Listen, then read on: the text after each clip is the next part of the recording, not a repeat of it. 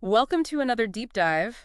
This one, is from a document that one of our listeners sent in, and it's called Kung Fu Training Methods, 72 Arts-Shaolin.pdf.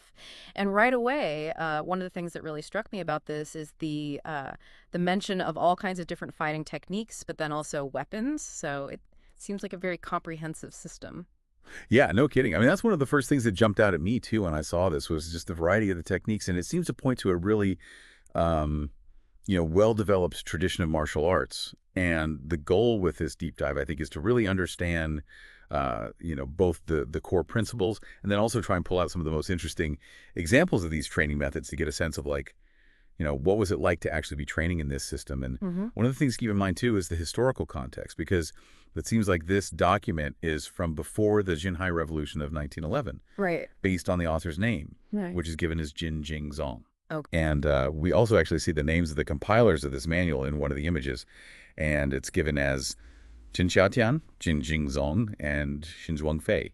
Right. And they're actually presented from right to left, which I found kind of interesting. Yeah, and then Jin Jing Zhong himself, quite a character actually, Uh, went from the civil service to the military and became really dedicated to Kung Fu. There's mention of him meeting Reverend Miao Xing in the Songshan Mountains and even learning something called subconscious Gong Fu from a tutor named Ying Dekui.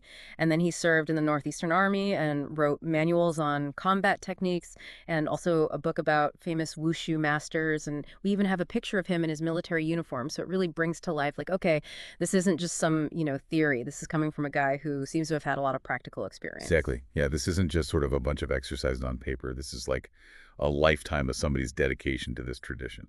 So, what are some of the first things that stood out to you when you looked at this document? Well, I mean, I think one of the things that we were just talking about the historical context is so crucial because this isn't just an abstract list of techniques or exercises, right? Mm, This is rooted in a very specific time and place. right. And I think our mission here is to go beyond just, describing what the exercise is, but really trying to get at the how and the why behind these techniques and to highlight both the things that are maybe surprising to modern readers and also some of the practical insights that we can draw from this that really show the kind of level of commitment and also the kind of philosophy behind this tradition.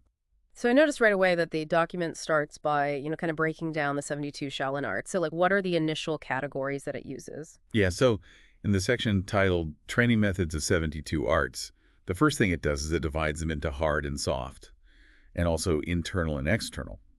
But then it makes a really interesting point, which is that it says different Gong Fu have different training methods. And this is where it gets really interesting because it says that the essence of this is something that's understood with the mind and it's difficult to express in words. It's Right. kind of like that feeling and understanding you develop from practice that's hard to articulate, like trying to explain a complex flavor. Right. You can list out the ingredients. Exactly. But the actual experience is something else. So, beyond the physical techniques, does the document talk about the kind of mindset needed for this training? Oh, absolutely. And I was really impressed by the emphasis that it puts on having the right intention and being totally dedicated. Mm. There's a clear warning in there that says if someone trains to dominate others as a result of their bad habits and laziness, Yeah. then they will not succeed. And it stresses the need for, strong resolution, practicing every day, not just training at your fancy. Yeah, So it's not just about the moves, there's like a real ethical and mental component to it. totally. Yeah. It's about the internal as much as the external. Now, the document mentions some base exercises. So what are those and how do they fit in? Yeah, so these foundational exercises are really interesting. And a couple of the examples that are given are suspending a gold coin, which is in parentheses, Janine, Kayan, and then hanging Pearl of Buddha. And that one's Guafozhou. And they present these as like the essential groundwork that you need to develop in order to progress in the 72 arts. And it's interesting because the excerpts that we have here don't really go into detail about like how to do these specific exercises. Right. But I think their inclusion really speaks to this idea that you need to build a strong base before you can start attempting the really, advanced techniques. It's Yeah. kind of like learning your scales before you can play, a complicated piece of music. Right. You got to walk before you can run. Exactly. So let's get into some of the specific training methods that are mentioned. Diamond finger sounds pretty hardcore. Oh, yeah. Diamond finger is, that one's called YIZHI Jingang FA in Mhm. parentheses. And it's described as a hard external exercise. And the focus of this one is developing incredible strength in your forefinger. So the method involves striking a wall or a tree trunk. Hmm. You start gently and then gradually increase the force over a period of 3 years. Oh, The goal is to get your finger so strong that it becomes like a tree branch, basically able to leave marks on objects, potentially even damaging wood and stone. It's also called Buddha's finger, oh, okay. which I think, suggests this kind of connection to tradition and this sense of reverence for the amount of dedication that it takes to achieve this. 3 years of like hitting a wall with your finger, that's incredible. That's mind-boggling, right? It really makes you think about the kind of patience and dedication that takes. Absolutely. Now, what about twin lock? That also sounds pretty hardcore. Twin lock is, that one's Shuang, S-U-O-G-A-ong, and that's another hard exercise. And this one is aimed at strengthening the forearms specifically. And the training involves knocking your forearms together. So I guess you'd have a partner for this, or you could even maybe do it against like a, striking post or something. Right. And it goes on to say that you progress to the wrists, fists, palms, two fingers, and then eventually just one forefinger. Wow.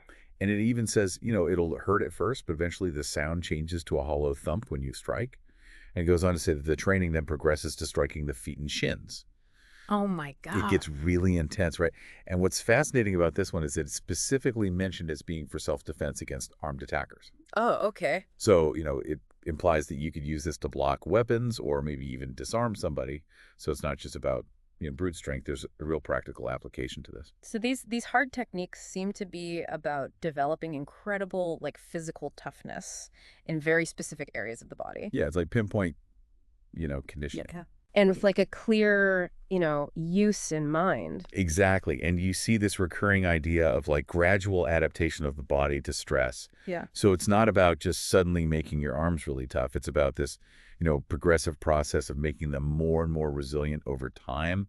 And I think that's a principle that extends far beyond just this technique. Right. So it's a principle that you can apply to a lot of areas of life. Absolutely. So let's shift gears a little bit. Striking at cotton wool ball sounds like a different kind of skill altogether. Oh, yeah, that's a great one. Striking a cotton wool ball is, that one's X-U-N, Mian, C-H-U-I. And this one is an exercise for training both your arms and your eyes. So the way it works is you suspend a cotton wool ball and you practice hitting it precisely with your fingers, your palm, your fist, or even weapons like a spear sword or a stick. Okay. So the focus here is really on accuracy. And the document talks about how you progress to being able to hit the target consistently as it's moving. And then it even talks about using multiple balls to simulate like an actual fight scenario. And there's a quote from a Shaolin monk named Ru King who describes the stages as paper block, iron circle, and then finally cotton wool ball. Oh, yeah. So you're going from like, basic strength to being able to hit something hard, and then finally to something that's both light and moving and requires like an extreme level of focus. That's fascinating, like moving from raw power to like refined accuracy. It's like a spectrum, right? And it's interesting to see the way they thought about that progression. So the next one, striking at wooden dummy, sounds like, the classic martial arts training that we see a lot. Yeah. Striking at wooden dummy, or D-A-M-U-R-N, is presented as like a base exercise of Shaolin Jian Fu, and it involves using all different parts of your body, your head, your fists, palms, shoulder joints, elbows, wrists, forearms, legs, buttocks, to strike a bamboo pole that's firmly planted in the ground. And, it's interesting, the progression here isn't just about hitting the dummy, it's about starting to visualize an opponent and striking different areas that would be, vulnerable in an actual fight. And this connects back to that earlier mention of striking the paper block, which I think was probably like an initial stage in learning how to deliver effective strikes. So the wooden dummy becomes a tangible way to develop both the force and the technique. Exactly. It's like a stand-in for a real opponent. Now, kicking at a wooden pole seems to focus specifically on leg and foot training. That's right. Kicking at a wooden pole. This one's all about training your legs and your feet. So you practice different kinds of kicks, like side kicks, heel forward, blows all against a log that's been dug into the ground. And just like the other exercises, you start with stationary kicks, and then you progress to kicking while you're moving. Right. Again, this idea of like, visualizing this pole as an actual enemy. And there's a mention here that says that, if you can break a thick pole, it shows that your GONGFU is really developing. Mm. And the exercise also trains how accurately you can kick. So it's not just about power, it's also about precision. Right. And there's even a quote from a Shaolin tutor named Ji Jing, who links kicking at a wooden pole to another technique called kicking at a flying meteor. And he says these are the ways to develop, both force and good leg work. So it's interesting how you see this idea of progression and also using your imagination throughout all these harder external exercises. Oh, yeah. It's definitely not just about, brute force. There's a real mental element to it. Now, the document also talks about the essentials of internal and external skills. What kind of requirements are listed there? Well, the document lists out 20 requirements for both internal and external exercises. And they really focus on overall health and well-being. Oh, wow. So things like regularly massaging your face and eyes gently tugging at your ears, clenching your teeth, Okay. keeping your back warm, protecting your chest, massaging your stomach. Uh, And then it also advises against sitting for too long on damp ground or exposing yourself to extreme hot or cold temperatures. so it's not just about building muscle and power. It's about maintaining like the body's internal harmony as well. Absolutely. It's Yeah. a really holistic approach. And it shows that they understood that training wasn't just about fighting. It was part of a much larger system of taking care of yourself. Now that leads us to the soft and internal exercises. Can you give us some examples of those? Sure. So it lists out a bunch of exercises, starting with exercises for your head, face, ears, eyes, nose, and mouth. Okay. So a whole variety of exercises there.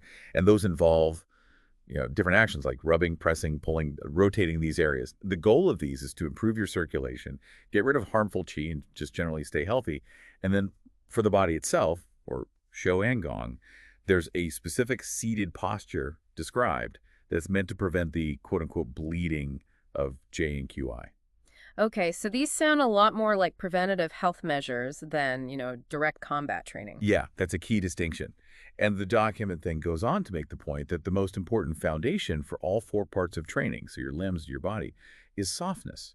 And it warns against forcing yourself to get quick results and ignoring the 16 dangers and 20 harms that could come from incorrect training. And it says that 100 days of what it calls four-part exercise is the ABC for training. Okay. So the softness isn't about being weak. It's about a fundamental way of moving and developing your body that underpins everything else. So it's like a core principle that even the hard exercises build upon. Exactly. Yeah, it's Yeah. like the root of the system. And the document also talks about how Jin, QI, and Shen are all connected. So why are those considered so important? Yeah, so the interconnectedness of Jin, which is essence QI, which is breath or energy, and Shen, which is spirit, is presented as like a really foundational idea. Right. And it says that when you cultivate your Jin, it makes your QI stronger. Strong QI then energizes your Shen. Energetic Shen leads to a healthy body, and a healthy body is able to resist disease.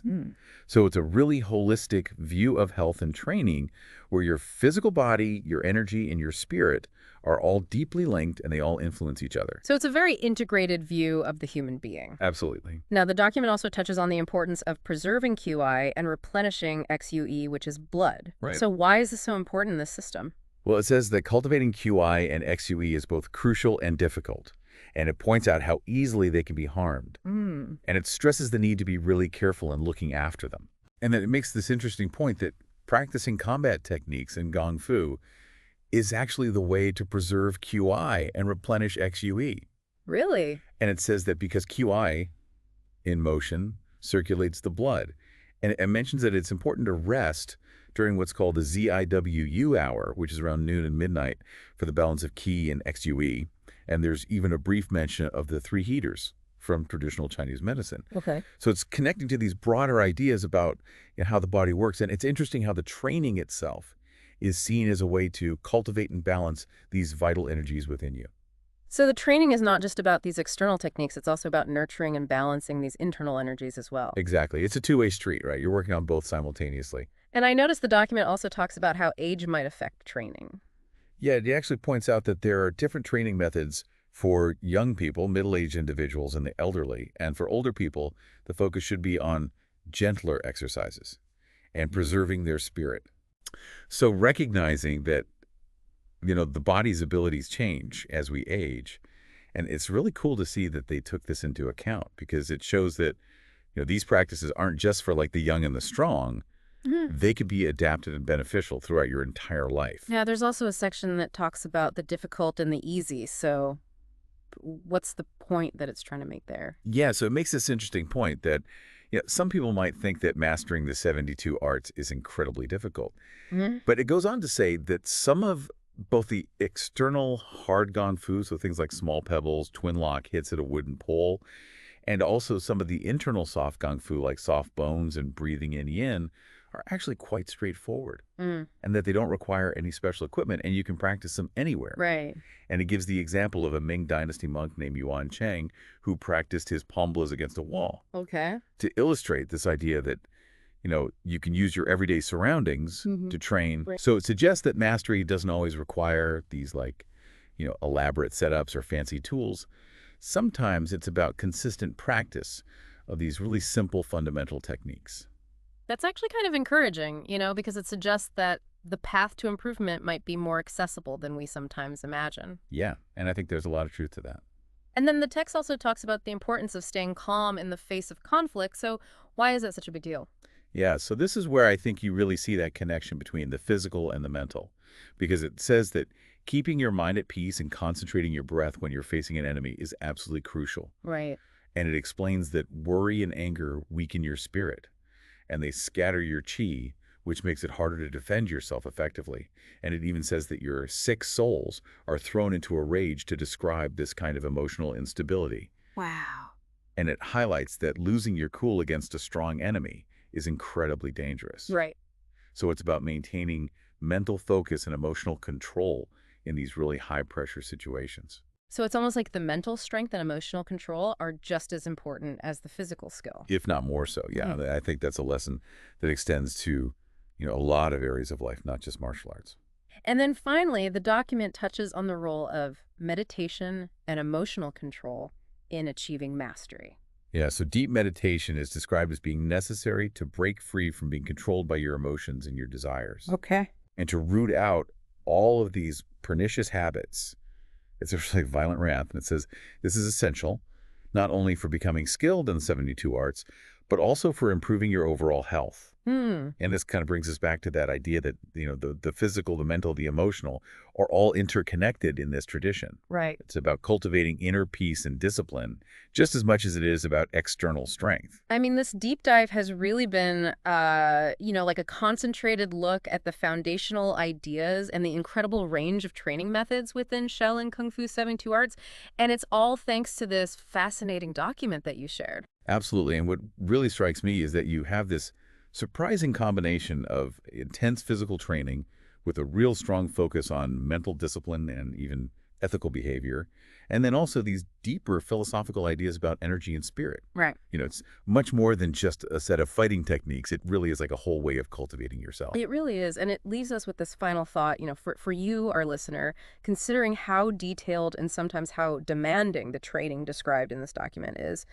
What does that tell us about the dedication and the mindset you need to truly master any complex skill, whether it's martial arts or something else entirely? Right. What are the 72 arts that you are working to master in your own life, and what principles from this deep dive, whether it's the importance of a strong foundation, the need for consistent practice, mental discipline, or even ethical intention, might help you on that journey? That's a great question. And we encourage you to think about the specific examples we discussed today and maybe even do some more research into any of the techniques or the figures that particularly sparked your interest, because this deep dive really has just been like the beginning, of a potential journey into this fascinating world of knowledge. It's a rabbit hole, for sure, It is. but a really rewarding one, I think.